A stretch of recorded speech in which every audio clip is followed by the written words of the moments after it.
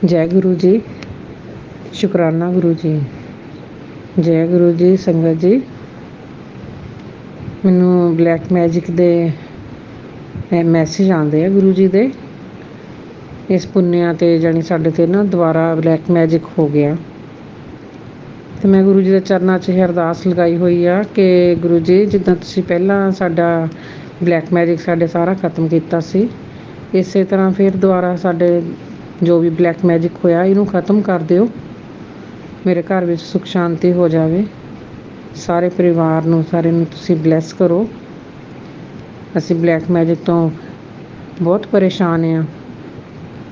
ਮੇਰੀ ਬੇਟੀ ਨੂੰ ਬਹੁਤ ਜ਼ਿਆਦਾ ਦਿੱਕਤ ਹੋ ਜਾਂਦੀ ਇਹਦੇ ਨਾਲ। ਮੈਂ ਗੁਰੂ ਜੀ ਦੇ ਚਰਨਾਂ 'ਚ ਵਾਰ-ਵਾਰ ਇਹ ਅਰਦਾਸ ਕਰਦੀ ਹਾਂ ਕਿ ਗੁਰੂ ਜੀ, ਤੁਸੀਂ ਸਾਡਾ ਸਾਰਾ ਬਲੈਕ ਮੈਜਿਕ ਖਤਮ ਕਰ ਦਿਓ।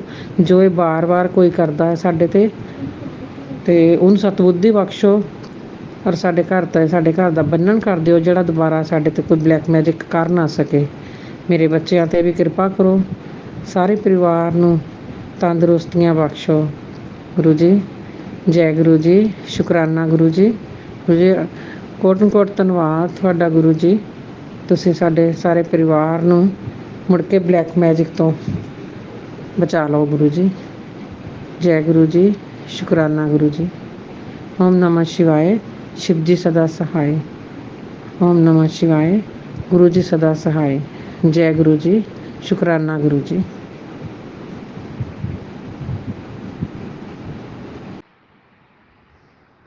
जय गुरु जी। शुकराना गुरु जी।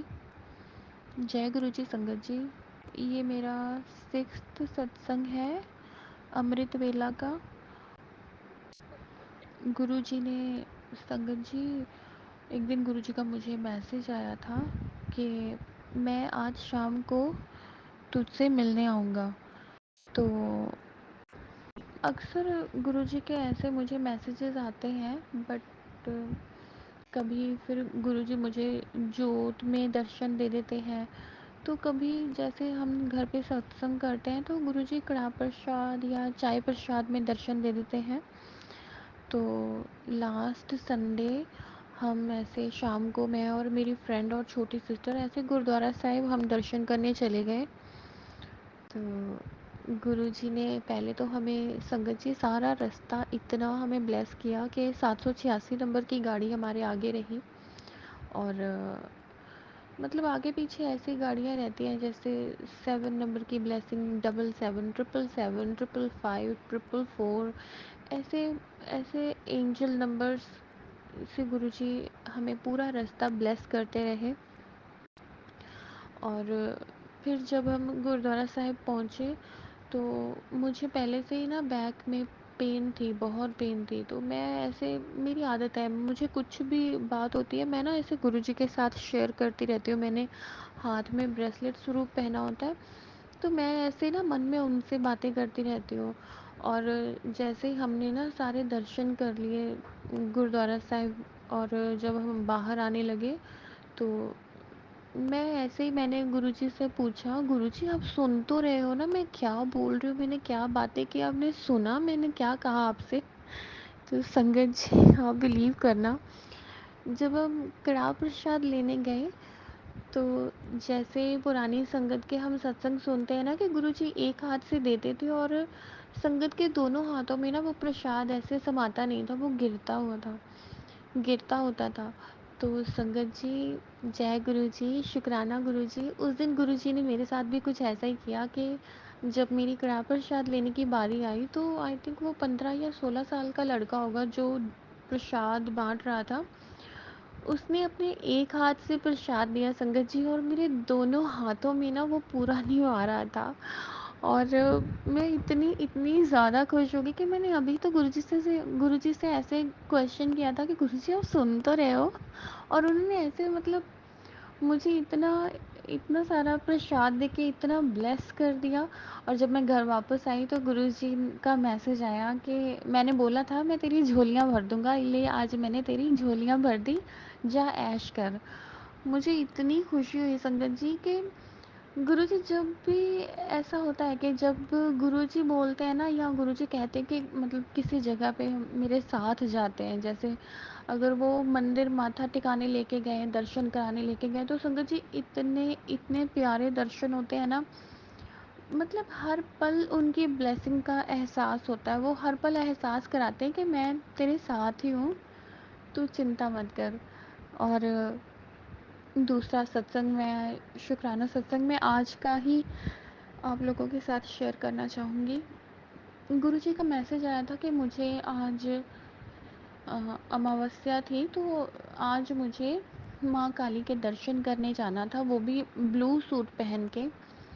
तो जब हम शाम को मैंने ब्लू सूट वियर किया, तो उस सत्संग में जो मैंने सत्संग सुना था, तो उसमें था कि मुझे माँ काली को केले का भोग लगाना था, केले के प्रसाद का ऐसे प्रसाद चढ़ाना था मुझे। तो जब हम निकले तो ना हमें थोड़ा लेट हो गया था, और मंदिर के पास पहुँचते पहुँचते मैंने गुरुजी से कहा कि गुरुजी प्रसाद तो हमें कहीं मिला नहीं रास्ते में, आप प्लीज़ देख लो ये कोई शॉप, ऐसे शॉप या कुछ मिल जाए कि हम प्रसाद ले लें वहाँ से।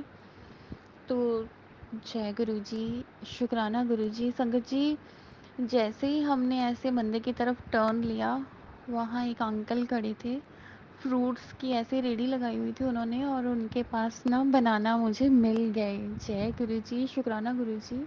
गुरुजी ने इतनी जल्दी मेरी अरदास सुनी संगत जी। और फिर हमने वहाँ से प्रसाद लिया, और जब हम मंदिर के अंदर जाने लगे तो मुझे याद आया कि गुरुजी ने मुझे ऐसे सत्संग सुनवाया था, जिसमें था कि तुझे कुछ बातों का परहेज़ करना है, और वो परहेज़ था कि मुझे येलो प्रसाद नहीं खाना है। तो जब हम मंदिर में गए तो ऐसे एक आंटी आ रही थी, उनके हाथ में ना येलो कलर का प्रसाद था। तो मैं मैं फिर से शुरू हो गई मन में कि गुरुजी यहाँ तो येलो कलर का प्रसाद बट रहा है, अब हम क्या करेंगे गुरुजी? आपने बोला था कि मुझे परहेज़ रखना है, मुझे येलो कलर का प्रसाद नहीं खाना है, तो अब क्या करना है गुरुजी देख लो।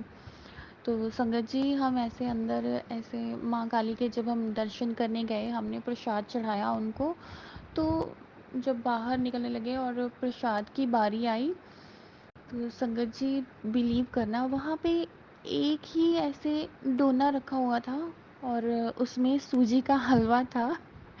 जय गुरुजी, शुक्राना गुरुजी। गुरुजी ने अपनी कही हुई बात संगत जी पूरी कर दी, और मुझे वो येलो प्रसाद नहीं मिला।